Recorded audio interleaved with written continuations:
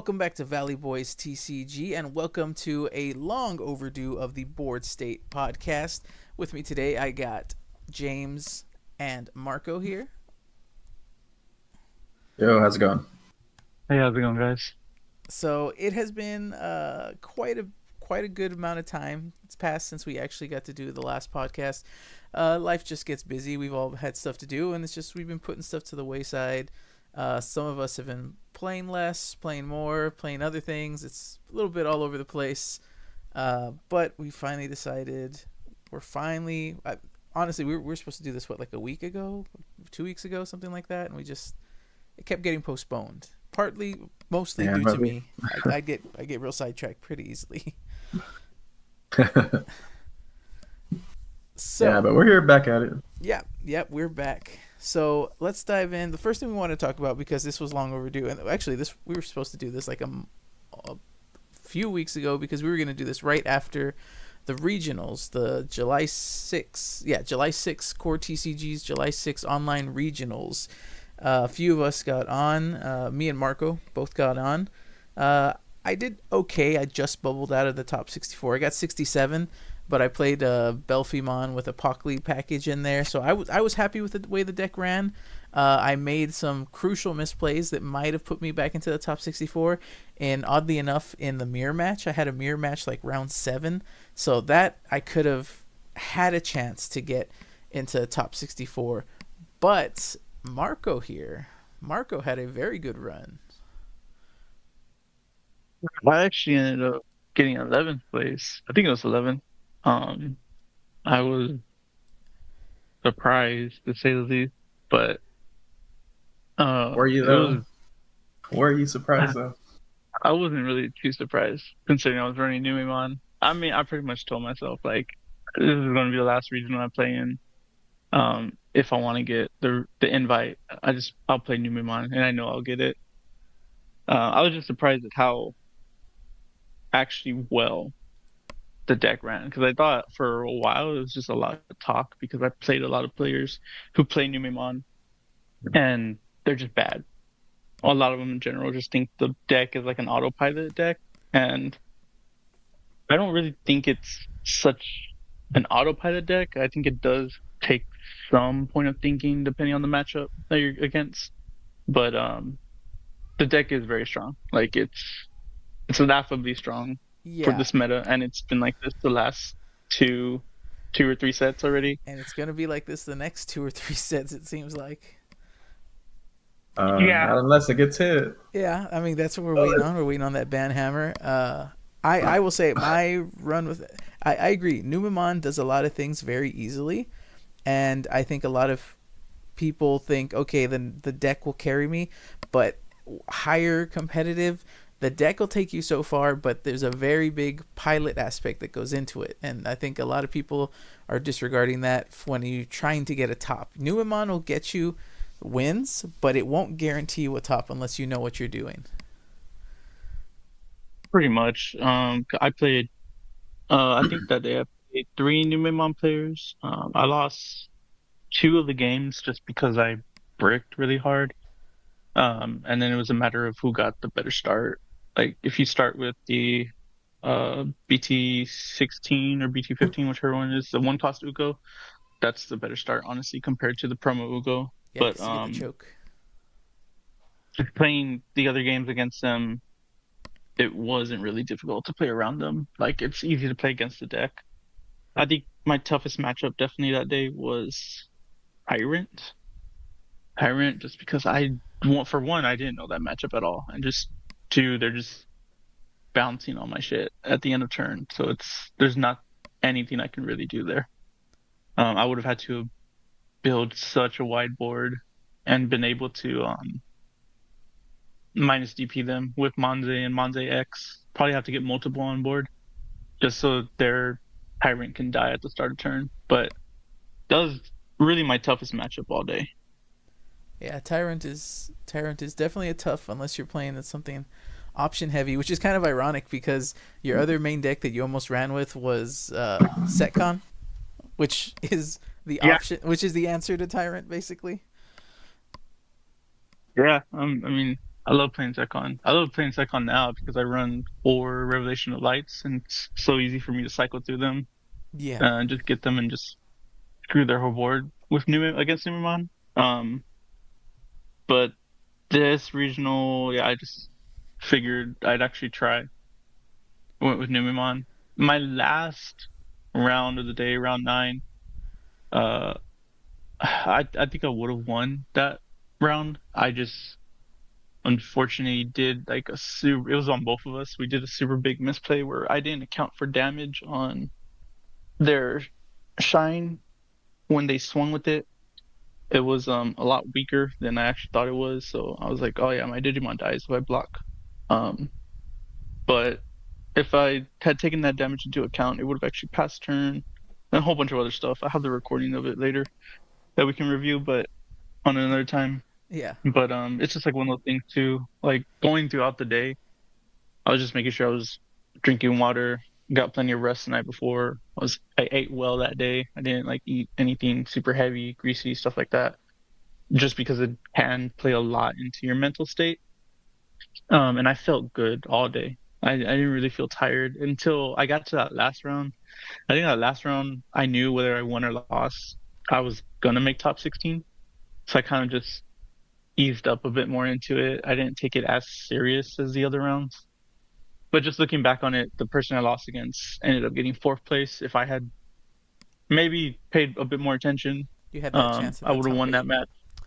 Yeah. Yeah, chance top 4, top 8, got that serialized Omni. Yeah. But I mean, my main thing that day was the invite. Yeah, Just knowing 11th place telling is nothing myself to I scoff at. Like 11th place is freaking awesome. My brother was actually right there with you. My brother was right behind you at 12th place with Imperial, which is funny. You and my brother were right there, right next to each other. And I remember you saying later days, like, I'm probably going to end up playing your brother. I'm probably going to end up playing your brother because you guys were same record going into those final rounds. Yeah, I kept looking between the rounds once we got higher up, and I was like, damn, like I might play his brother, and I was like, I really don't want to do that. I really don't want to knock his brother out. Yeah, but I know that feeling. You don't want to take out a fellow. I know that very well because yesterday I actually played in the online Battle Spirits, I guess regional or online Summoners duels, what they call them, and me and the local guys weren't doing so well. And all of us were going into the last round saying, okay, we just need one more win. All of us had the same record. And we're like, we just need one more win to get that top 32 spot. And sure enough, I ended up against one of the other guys. And I was like, not like this. This is not how I want one of us to win. Because obviously that guarantees one of us gets a top 32 spot. But that also means one of us is guaranteed not to get the top 32 spot. Whereas if we fought like if we played 3 other people, all 3 of us had a chance to get up there together. This way, one of us is going to knock the other out. So, I was glad to sneak in. And I will say this with a grain of salt because top 32, it was like a 40-person online thing because Battle Spirits is struggling. We all know that. But I still enjoy the game. I think it's really fun. So I will still play that game till it dies probably. But Digimon is what we're here to talk about. You ran black-based Numemon, right? Yes. Black base was just I don't really see anyone running purple anymore. And I've always felt even when I tried purple, I think purple had its run just because it was unexpected at how aggro it can be. But once people started accounting for it, adding more Digimon Emperors, more things to counteract that aggroness, it then becomes easy to play, easy to plan against, easy to play around. The black base is just so much better because if they lock you in the back with Digimon Emperor and you have a black rookie in the back, you can just Digivolve over it, and then next turn you don't have to worry about that. You could even drop a Louis that same turn if you have enough memory and get that Digimon out to continue your plays. And black does have some good floodgate rookies that you can take advantage of, so that's not bad. I have you actually looking at your list right here because I have it pulled up from Eggman. And you do have the one Matashita, which is nice because it helps guarantee you that Numemon. Or when you do that discard, you get that extra memory. So I pulled it early so many games. Like, you would have thought I was stacking. It's so many games. Yeah, the one of, I got it out so much. One-ups come up more than people But expect. It's weird. I feel like sometimes I play the four of things that I want to see, and I play one or two of things, and I'll see the one or two ofs way more often than my four ofs, and it makes no sense. yeah, that usually tends to happen when even when you don't want it to, and you're like, I really don't need this right now. But overall, I wouldn't really change too much with it. There was like maybe two cards I said I would change, which was I would take out Defx to add in another shine. Because I feel like Defx doesn't do too much here.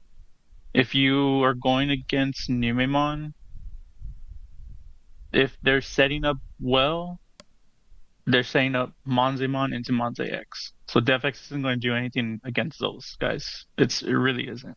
Right. Yeah. Even if they have the level 4s on board, you're still popping their level 4s. If they have a Monze over it, they're still going to get that Numemon trigger.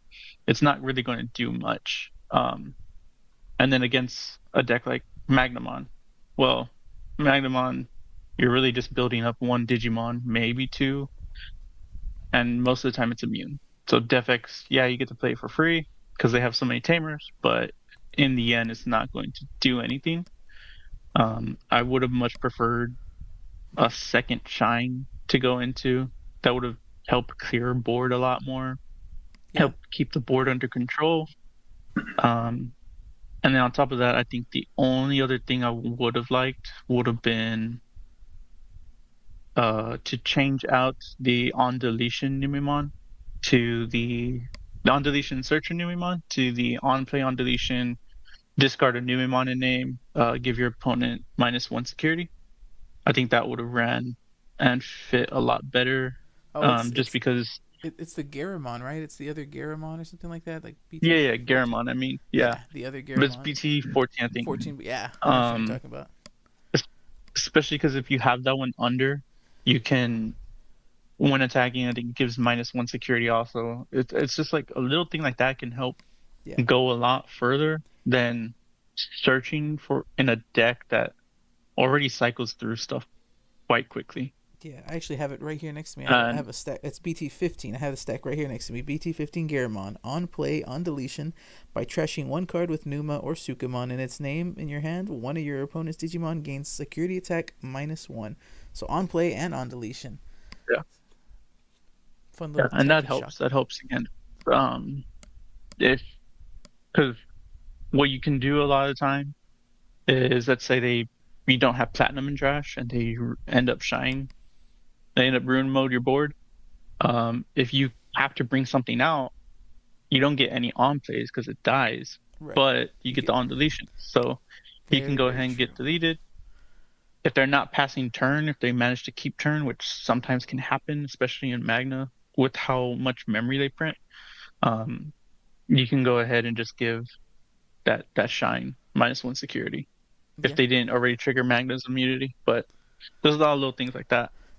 Yeah, funny thing, my run, like I said, I run Belfi APOC, and I actually prepped mainly for I had a very good, in my testing, I actually had a very good like win percentage running the Belfi against Magna, and specifically Vaccine Armors. For some reason, the deck worked really well against Vaccine Armors, which it doesn't seem to correlate in my mind. Vaccine Armors, you have protection, you go up. I mean, there's a lot of ways where it's okay, but I just had good matchups into it.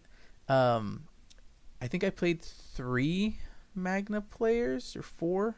I know I tied 1. The Magna games were all my games that went into the very end of the round. None of them did I end before overtime. One of them we tied. And then I think I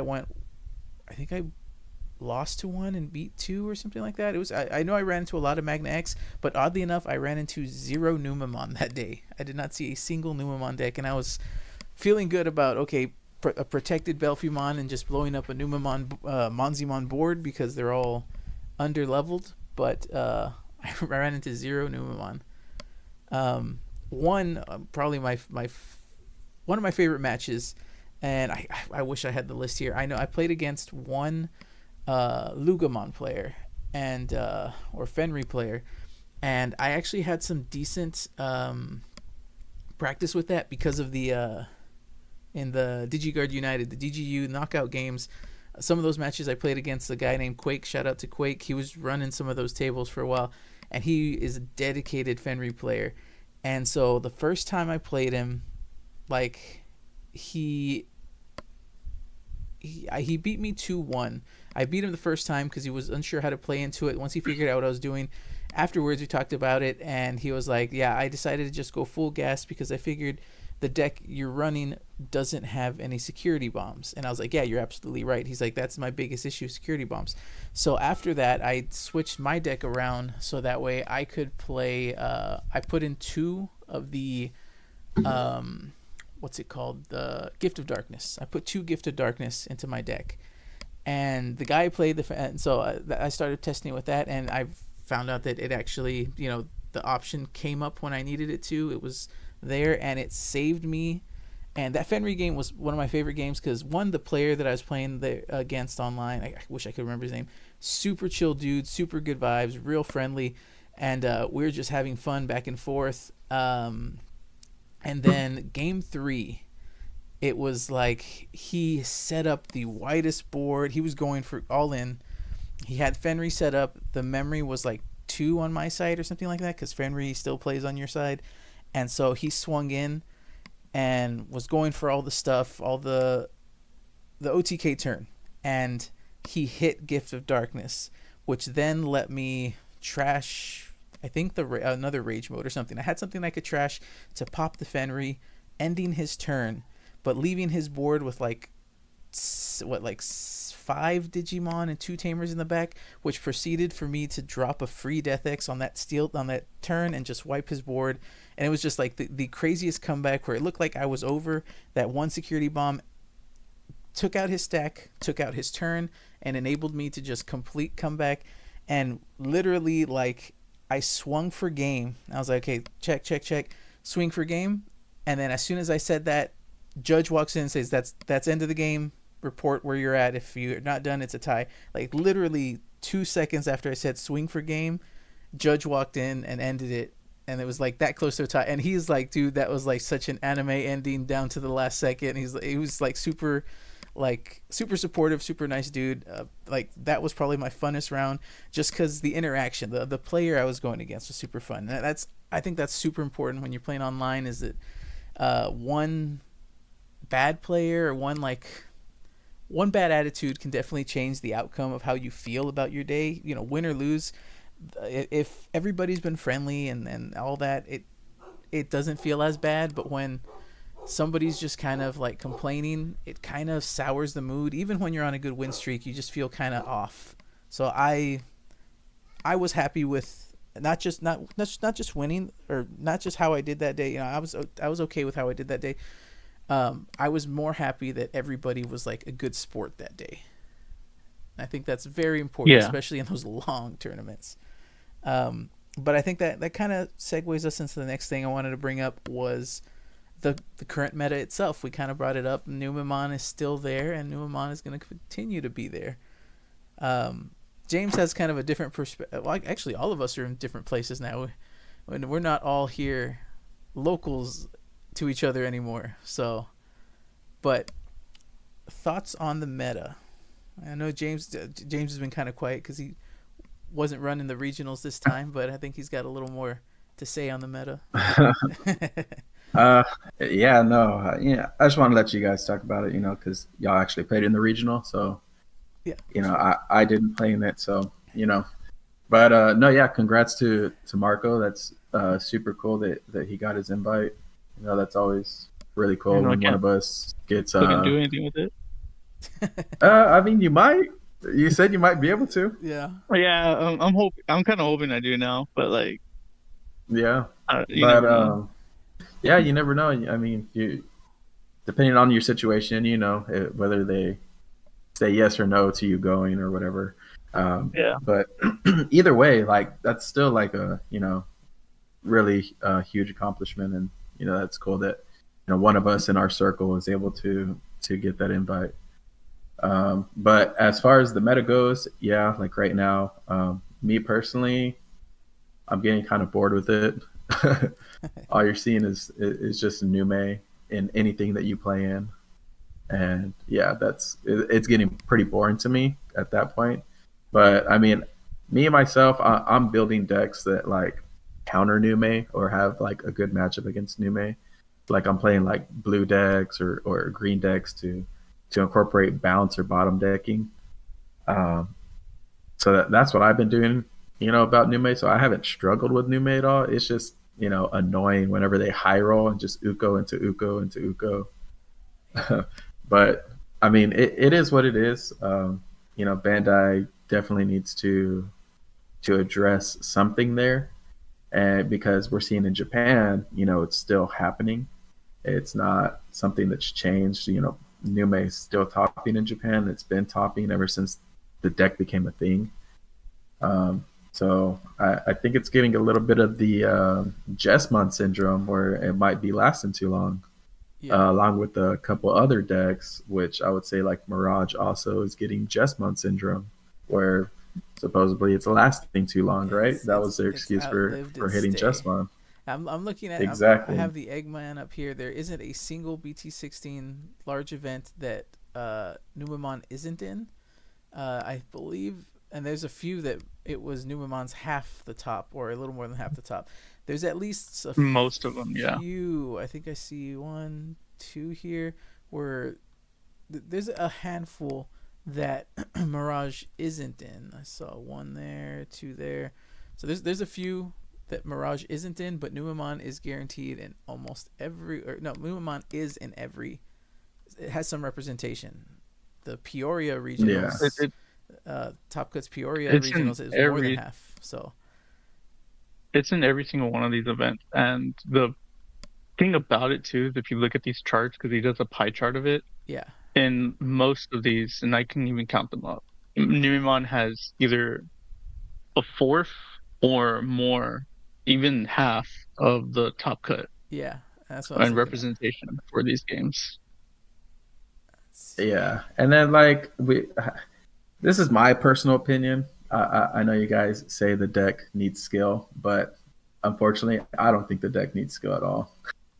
It's just one of those decks where you just play it and like you don't have to do much, and it just wins just because of the amount of yellow cards that you can use, and Edamon into Valk Ace is a combo that should have never existed. Yeah, but we have black hybrids that are going to be doing that stuff anyways. But right now, I don't think it would have been. It was a tech that somebody found and was a broken tech, and everybody just ran with it. So now every Nume deck pretty much looks the same. Yeah. Like the only difference is, okay, are we running Tamer Mat? Are we not running Tamer Mat? Are we going to incorporate Louis? Are we not going to incorporate Louis? That's pretty much it. The whole like top end is pretty much the same.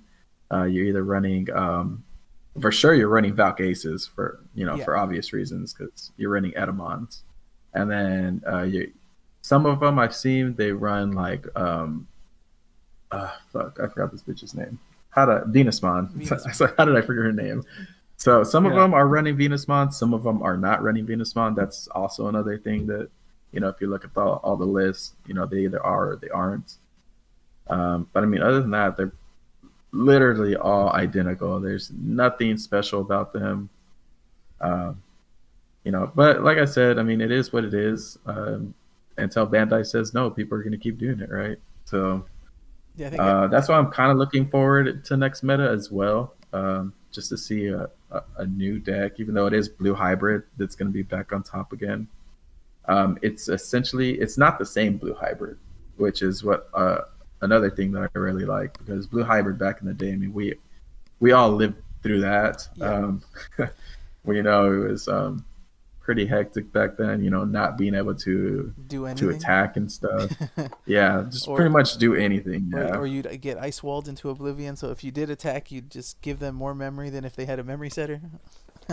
Exactly, yeah. So I like that it's not like the old blue hybrid. It's a new version of the deck, ancient Garurumon. Unfortunately, nobody's using Magna still, Magna Garurumon. But I mean, Ancient Gurumon is just the superior Gurumon in that case. Yeah. But yeah, I'm looking forward to next set for that, as well as the new Finra Luga stuff and Doragora. There's a lot of good decks that are able to contend with Numamon, so as we've seen.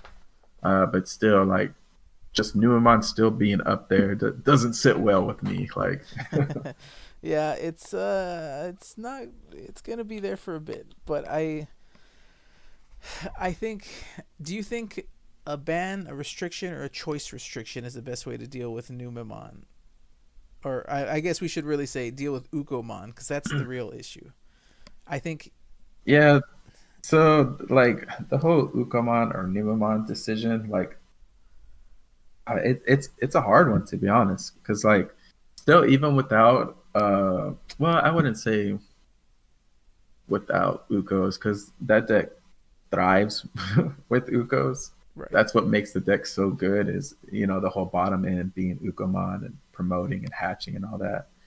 And Numamon is actually one of those decks that requires like 3 memory at the least so that they can do their plays, and that's what Ukomon lets you do. I would say if they do like a choice restriction, it still won't matter. What I see would happen is, let's say they do choice restriction Uko. Let's say you can only run either or Uko in the deck. Let's just say that's how they do it. So you're either going to run the memory gain Uko or the Searcher Uko, right? So in that case, I think most of them will probably still run the Searcher Uko, because that deck does, it needs to be able to search, and they can still turbo out the eggs with that one. In that case, I see them. They could either run black base or purple base still. They can use the Agumon that gains you of memory. So it's essentially doing the same thing as the other Uko, but without hatching. So I see them replacing that Uko with that Agumon, and then just running all the floodgates as well. And the same thing with the purple base as well. They can do run the Gabumon that gains you a memory, and then do the same thing essentially. Basically, I feel like rookies. Exactly, yeah. So I feel like it has to be more than just Uko that they hit in that deck because of that reason. But I could definitely be wrong. We would have to see it actually play out like that to see what happens and how effective something like that would be. But that's just how I see it, because, like I said, that deck needs to be at like 3 memory, so it can do its plays. If you're choking them at 1 or 2, pretty much every turn, they're only getting 1 play out of it, and it slows them down a ton. And that's what I've noticed in playing against Nume for so long already, right? But the decks I play, like Gabumon, for instance, I'm able to answer them very well just by not letting them get their own deletions, trashing their sources, bouncing back to hand, or bottom decking. That's just something that Gabumon does very well, and I think that matchup for Gabumon is in Gabumon favor because of that. We can also answer their level 5s very well.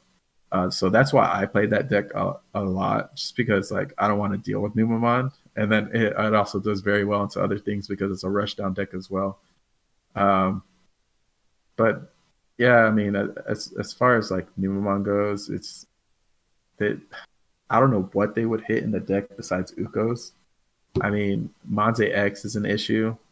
That card is too good, but I mean, I feel like if they hit that, it would completely kill the deck, and like I don't want to completely kill a deck like that. See, that's what I was going to say. Just if you want to target specifically Numamon, I think you just restrict Monzi X, and that's the one and done, almost killer for it. Because really, Monzi X, I feel like, is a big part that's carrying it. Now, if you restrict Monzi X, does that mean it becomes a 4 of Edamon automatically, and now we're just running the Sylphimon game more than anything? Oh yeah, for sure. If they hit Monzi X, that's exactly what it'll be. But I mean, that's fine, because that's not turboing out more rookies. That's not letting them play more new mates for free. Right. They'll only get it as like a one and done. At that point, then instead of Valk, it just becomes Venus. Cherubimon. Oh yeah. Cherubimon will let you start playing out other Digimon as well. And in total, if they just Edamon, it's just minus 3k, and then you're forced to attack. If they go into Cherubi, then it's another minus 4k if they only have one other Digimon. But if they have more, they're already putting yourself at minus 11. That's not including anything else they might have on board. They could have blocker, other things like that.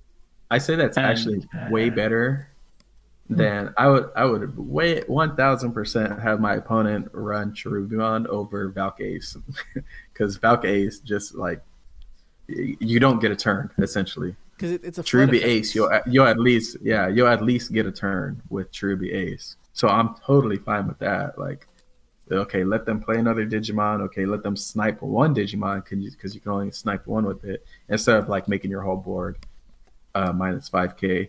So I don't think people would do that, but I mean, so I can see someone taking in like one just to run it, but I feel like the deck would just turn into like Edamon Valkace kind of deal, along with some Monzemons to like control the board and stuff. Yeah, I could see that. There's a lot that can go into it because Numemon can be very versatile without the Ukomons. The Ukomons definitely help rush it, but when it comes down to the deck itself, I definitely think like there's so many options that it can run. There's the Doramon package with the Doramon X antibody, where you can pitch an X antibody card to draw, and you have the Jeremons that you draw. There's just like a lot of ways to just keep cycling out, and then going fine. into.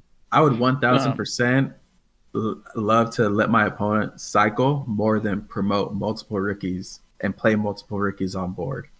I would 1000% be okay with that. Yeah, and I think that would be what would balance it. You would need to really hit Ukomon.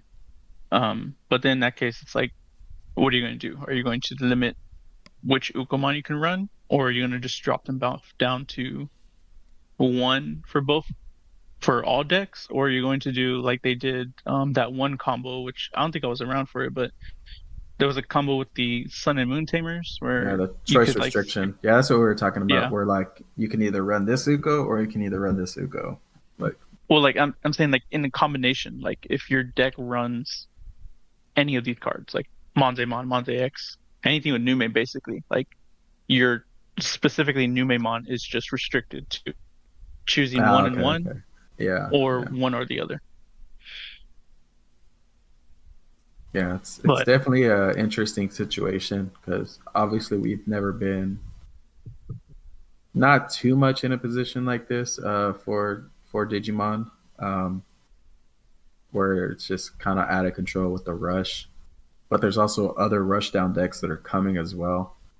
So, but those decks, I don't think, like Ancient Guru doesn't really use Ukomons or anything like that. The only deck that really uses it is Numemon, really. And I guess Doragoro also with the Lugamon bottom uses the newer Uko that lets you search. But yeah, it's just the Numemon that's just abusing it.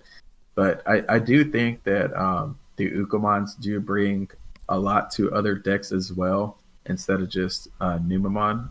It brings back a lot of other purple decks, as we've seen, where they just run 8 Ukomons and then a couple other Digimon level 3s at the bottom.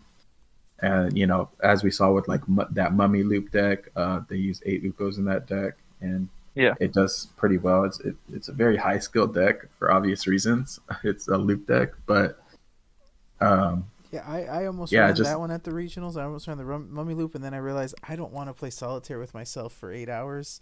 So I ran the Belfi. Felt a little more aggressive. I could do enough and not spend a whole turn trying to figure out how much memory I'm giving myself. So I was testing both, and I essentially ran with a Belfi, but that is a purple that runs 8 Uko. I'm not gonna lie. So that's very true. It adds consistency to a lot of decks. Yeah, and like I said, it's specifically purple decks that you see like just 8 Ukos just thrown in there. Like you don't see it really any other color because there's not really any other eggs that cycle you as good as like the purple eggs. I mean, you see it with like some of like the red decks. They use the Koromon where you swing with the Uko, you draw one. I mean, that's okay, but you don't see it a whole lot. You see it way more with purple decks as a bottom end. You know, it would be For pretty much any like, yeah. Can you imagine a blue source strip deck that still had the ability to run 4 Bukamons and just getting swarmed by jamming Ukomons because they kept playing Tommies or kept stripping your sources, so all those Ukomons are just swinging with jamming? Yeah, and it's funny that you say that because when I'm playing Gabuban, I run 5 eggs because I have to. I'm running 4 Louis and Right. the Ukomons. So it's kind of like the Mimi situation. If you're running that package, you have to run 5 eggs. Otherwise, you will run out of eggs, like when you don't want to. Right. So I've run the 1 Bukamon, and when that Bukamon comes up early game, and I have an Ukomon over it, and I'm swinging with jamming, like you can just like feel like that my opponent's like, man, fuck that, like like that's not cool. Like, it feels annoying. good. The games that I tested when you brought that out, I was like, fucking A, now I have to swing over the Uko. Yeah, it's like they have to answer it, otherwise it's just going to keep doing the same thing. Like, it's a yeah. I feel like I feel like the memory Uko, leaving that on board is a lot worse than leaving the searcher Uko on board, because memory is just everything in this game. For sure, yeah.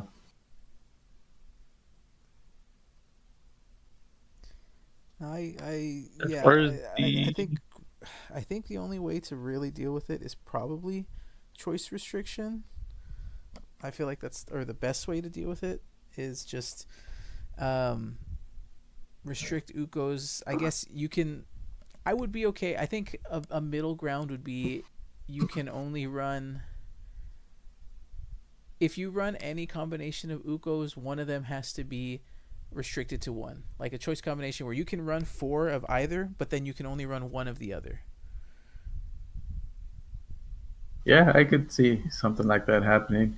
Another weird thing also with Uko is like they tried to make it its own deck with like the big Ukomon and the Louis.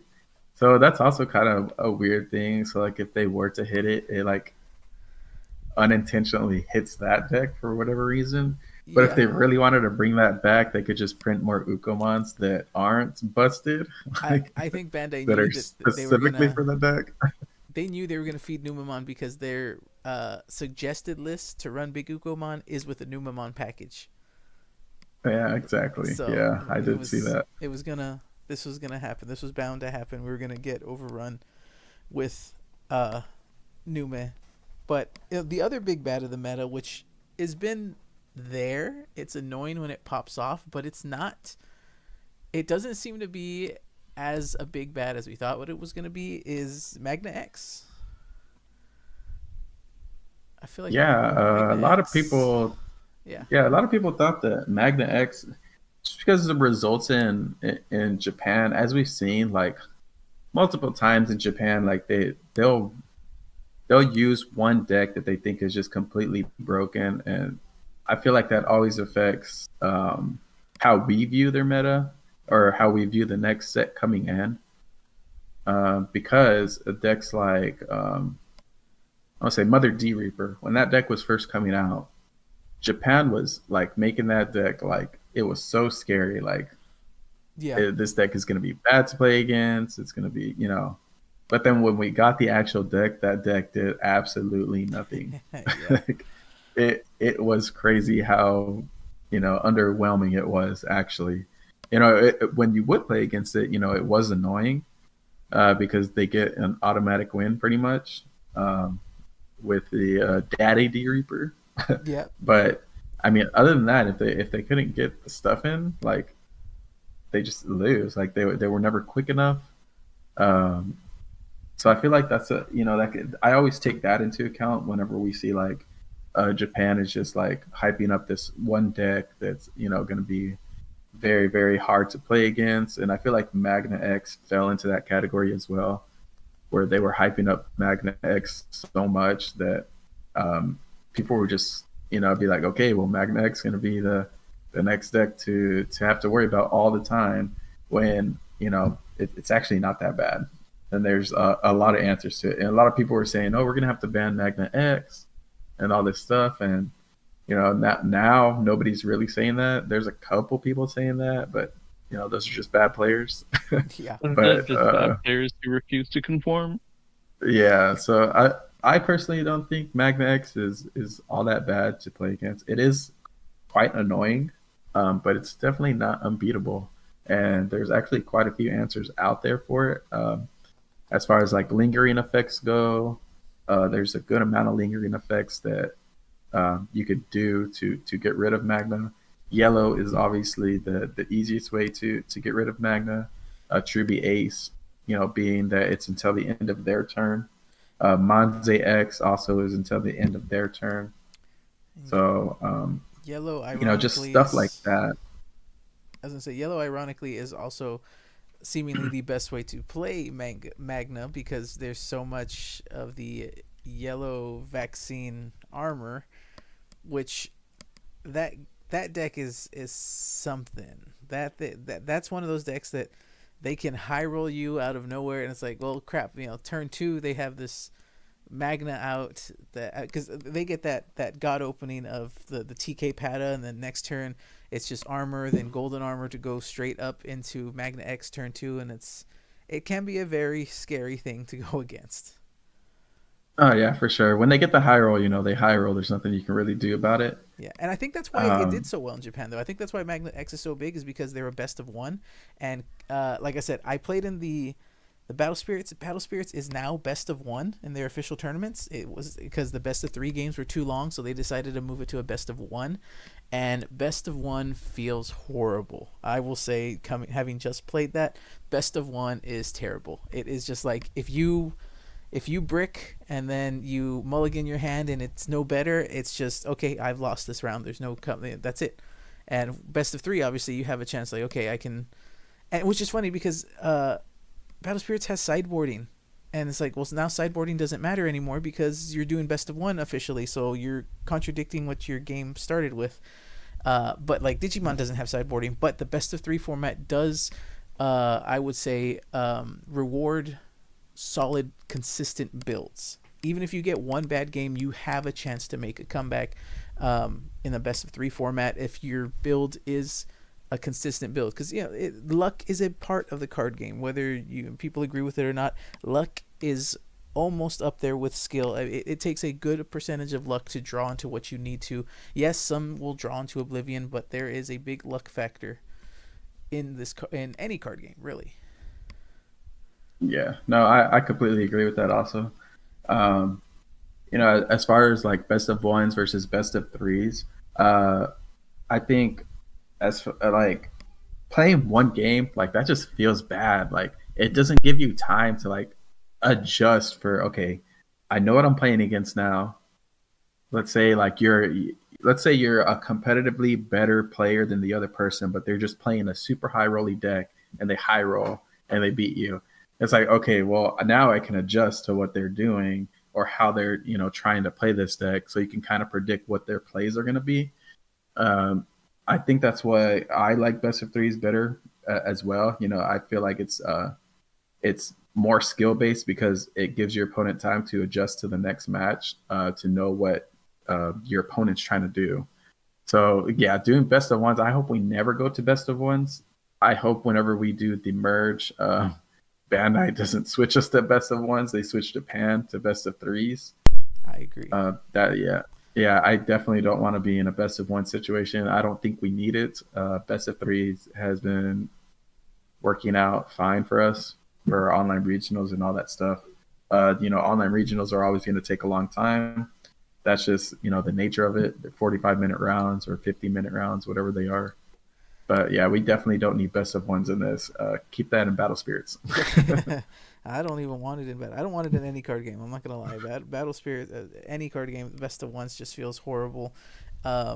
Especially when you have, there's decks in Battle Spirits that can, turn 2 OTK. White aggro has a god hand that turn 2 it can OTK. So yeah, it's a ridiculous like low cost deck that if you just get the perfect opening hand and the opponent just does the wrong play or doesn't have an answer in hand, that's it. Turn 2 it's over. They're able to swing 5 times on you. And so it's ridiculous. But yeah, in general, I don't think best of ones should be a thing. Best of 3 all the way. That's just how we should stay. Another, now that we have the,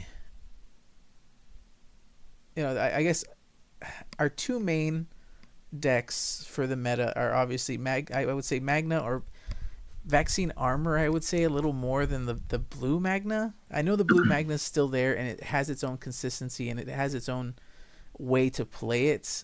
But I feel like the yellow variant just seems to be a little more consistent because it's self procs protection. But it has that weird it has a weird give and take because it's a very high. I feel like, and this is my opinion, I have not played the deck myself. I have not built it. I don't even own any Rapid X's or Magna X's yet. We'll see how my tournament rounds go soon. I might get my hands on some. As Marco knows, but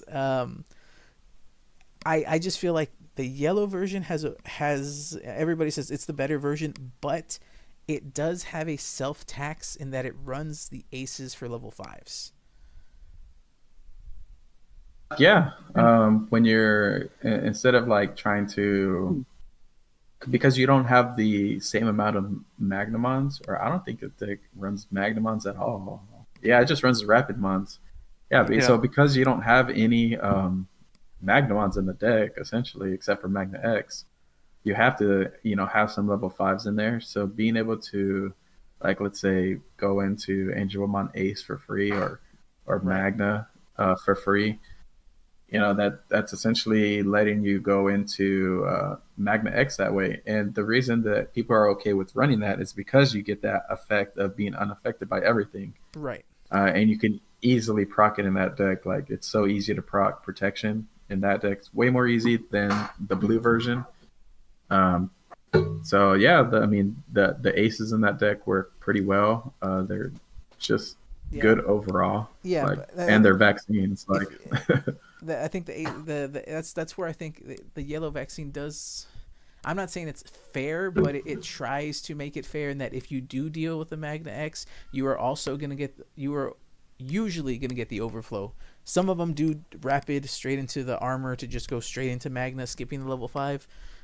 But if they do ace you, then you know that, hey, if I find a way to deal with this Magna, I'm probably also stealing turn when I deal with this Magna, which is a big tempo shift. So if you have a way to deal with that Magna right away, it really sets yellow vaccine back. And I think that's where the trick is when against that deck, is that you have to, if you have a way to deal with it and stop, and they don't get to proc the protection, you have that one instance to deal with it, and you have to take advantage, because you're not only dealing with a big threat on board, but you're also getting the overflow, which potentially steals turn and completely shifts the tempo of the game. There's plenty of decks that you deal with their big boss monster, they can come right back. Armors, yes and no. If they have another Patamon setup, they can kind of get there fast pretty quick, but if they go too all in on their first stack, it is definitely something to deal with, because again, that overflow, and I mean aces in general, just going there, I feel like they were very, when they first came into the game, I think everybody's iffy on them. Are they too OP? Are they bad because of overflow? And I think they are actually some of the most well-tuned cards to come in that Bandai has done. Bandai has given us a lot of broken things, but I think the ace mechanic of having overflow mixed in with some powerful effects, but it has that risk reward balance that I think is fair. And I think what ace also brings in, for most decks, Magna obviously having protection is one annoying thing, but I think decks are building around and making sure they have some form of removal now. because we won't see any rookie rush style deck. We don't really see any just full charge no defense decks. There's no full offense decks. Everybody is trying to have some form of removal, and that is a threat to a lot of ace decks. And I just feel like ace is one of the best mechanics that has given us interaction and has given that's Bandai's done, I think, well. I think the ace mechanic for the most part is pretty well balanced in my opinion. Very well. Yeah, I agree too. Aces are pretty well taken by people. At first, people were like sketchy about it, but now that they're seeing like, these better ace cards, and we're getting level 7 aces in this next set also. So that's gonna be nuts. I think. I don't think they. Yeah, that's. I don't think they'll go. I think that's pretty aces. crazy. I don't think they'll go level 4 aces, but there's. No, I don't think so either. I know there's talks of doing what like a burst, because we have burst DNAs, about burst crossing, and I don't know how that's gonna work, because that just doesn't sound like a healthy mechanic at all, because it's like crossing is bringing a Digimon out of nowhere, and yeah, a burst cross on your opponent's turn, like that's just hand traps basically. Yeah, that's a weird thing. I hope they don't do that either. We don't need burst cross. Cross is already a strong mechanic as it is. Yeah. Most cross cards are going to have rush. So I mean, I think that's just pretty strong. Unfortunately, Dark Knight is like the only cross that's not really in that category of having rush. But who knows? Maybe with the newer stuff, they'll come out with more Dark Knight rush stuff. But Dark Knight definitely needs rush, but at the same time, Dark Knightmon lends itself to some of the best aces too, or some very powerful aces, where Dark Knightmon is gonna be really decent. I can't say really good because I don't know yet, but I feel like, yeah, I mean, even now, if you play a Dark Knightmon, you probably play like Vikemon and Mega Gargomon top end pieces, because Dark Knightmon's big thing was, okay, I cross into my level 5 so I can Digivolve, disrupt your turn, but then I have to wait and hope I survive for a turn. But now it's like, oh, I have some very strong black level 6 aces.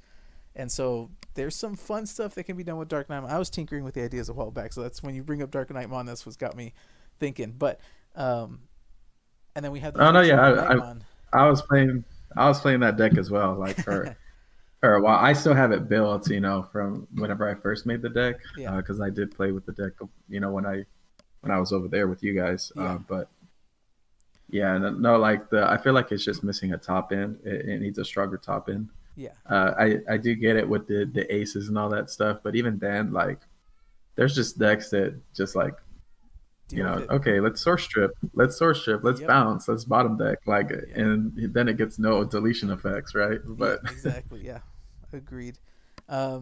So we're running high on time. We were trying to keep it short, and so I think I kind of want to save the last. So we were going to talk about BT17 because we're a week away, less than a week away. Or pre-release is going to be this week. So the next week is pre-release. Yeah. So I think that'll be I think we can save that topic for when everybody's another cast, when we get the other guys together. Maybe we can get into it after we get our hands on stuff and really test it out a little more. But I don't want to go away without mentioning it. So what are you looking forward to most out of BT17? I haven't even really set too much to know what I would want to play, especially because I wasn't really planning on playing. But I think if anything, I would want to experiment a bit with the Omnimon. I saw it topped a bit in Japan. It has some potential there. Just go back to those classic days where you ran Omnimon, Greymon, Gabumon, things like that. It'd be a nice, I think, change of pace compared to what we've had so far. Yeah. It seems like a better version of the Alter S, Alter B deck. That's what we're looking at. Yeah. Me personally, I'm looking forward to the Dexdor Goromon stuff. Yeah. I think that deck looks super fun to play. I think the specific mechanic they gave for it, like the type of protection they gave for it by digivolving from trash to protect it, I think that's super cool. Has super strong when digivolving effects as well by giving it de-digivolve and stuff like that, and deleting your opponent's Digimon with the lowest levels. So I'm super hyped for that deck because it was also doing pretty well in Japan, but I don't think it's been fully explored yet. Because most people were still just running, ancient Garurumon or Numamon, those other decks. Like the deck still sees tops and stuff, but I don't think it's been fully explored yet. And I just really like the mechanic of being able to digivolve as a protection, which I think is like that just sounds super broken, right? Like yeah, it's like you're gonna like it's gonna be deleted. No, you can delete me. Okay, I'm gonna digivolve. Yeah. Let me get stronger and have my on digivolving effects. The deck storage is to digivolve and de-digivolve you. It's like, oh, you're gonna delete me. I'm gonna de-digivolve you and get stronger. Yeah. Deck store was one I was looking for, but honestly, in my recent testing, I'm now looking at Diaboro. I've been playing Diaboro a little bit recently. I'm having a lot of fun with it, and it just is much more token spammy now, and I don't feel like the new level 6 or even the new Armageddon are that vital, and I don't think the Doomsday Clock is going to be a big impact. I think if anything, Doomsday is going to be run as the option is going to be run as a tech to get more tokens out because you have another Infernmon and a new Kurisarimon. I think those are the main pieces that I'm excited for Diaboro is the new level 3, the new level 5, having another level 5, another Kurisarimon, another, not Kurisari, Karamon, I should say, Karamon and Infernmon. Having a new Infernmon that also has the same effect as our just recent Infernmon from EX06 to be able to de-digivolve when you play another Diaboromon. Like now you have 8 Infernmons in your deck that say, hey, when I play another Diaboromon, de-digivolve 1. Like de-digivolve is going to be a very annoying mechanic, and I think that's really the core of the Diaboro is to de-digivolve and spam. And so I'm excited for the smaller pieces. The Infernmon and the Karamon are going to come in. Karamon gives us another searcher and another on deletion to play another token, so it just keeps recursion. So I think Diaboromon's the one I'm looking forward to most, that I think will be most quote-unquote competitive, but there's so much fun jank stuff in this set too. I mean, Eosmon is probably the first one I'm going to build just because I have Eosmon there for so long. But there's so much. I'm probably gonna build. Yeah, I'm probably gonna build Sakuya because Sakuya is like one of my favorite Digimon. But that looks cool. I have Eos Pulse, but the other thing is I'm the box toppers. That one's gonna be a pain for me to hunt down because that is my premium cope. Is all in these box toppers. They have a new Falcomon and a Mametairamon, which supports obviously the Falcomon deck and the Tyrannomon deck. I'm sorry, and the Mamemon deck. Mametaira is Mametairamon or Mametairamon is treated as both a Mamemon and a Tyrannomon. But yeah, collision and in those also they also get the incredibly broken Flamedramon. That guy is cracked. Yes, that Flamedramon is also pretty cracked. Armor Purge and Raid just keep smacking, and then just it also makes your opponent add the top card of the security when he raids. So that's pretty strong for a level 4 if you ask me. I mean, you go into it, you force the security. So especially when you know that they, like if you're against yellow and they put something on top of security that you don't want to deal with, you'll raid to trash that, and then you armor purge, and let's say you go into the old Magna that level 4 that unsuspends. I mean, there's so many little combos with that one. Yeah, it's gonna be some fun stuff in BT17 for sure. Despite the fact that we see that Numamon's still around, I think there's a lot of innovation, a lot of people playing fun stuff, and I think it's gonna be a very fun meta still. Oh yeah, for sure. And then after that, when EX6 comes, also as well, a lot of cool decks.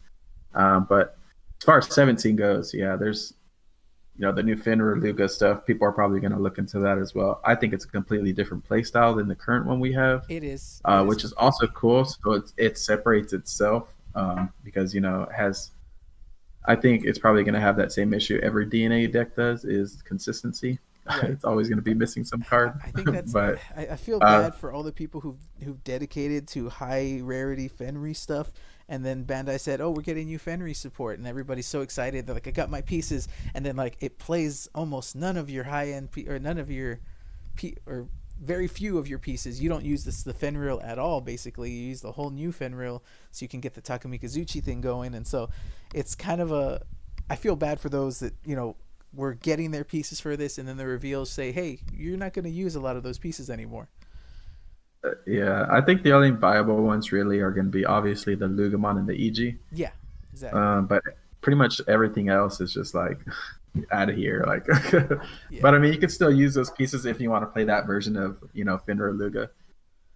So because that version is still very strong. It's just people see new toy and they're like, oh, I want to play that instead. Like, for sure. All right. Well, and then there's also the people who play the Dex Darugamon that use the Lugamon bottom end, which is also pretty cool. Yeah, because it's the SOC. Yeah, that works. Yeah. But I think I think we've covered up just about everything. I think we're good to wrap. I'm ready for the next set. I've been ready. Okay, well we'll call it there for the day. So, anything else you want to add, Marco, before we wrap this up? I don't know. He might have stepped away. Mike might have gone off. All right, we'll just wrap it there. Been good chat. We'll do this again soon. Hopefully not too long before the next one, like last time. But anybody still listening, still watching with us, thank you all for joining us. Thank you for watching the Board State. We'll hopefully not be too long before we do another one. But as always, we'll see you next time. I'm CK. We got James and Marco here with us. Catch you in the next one. Later.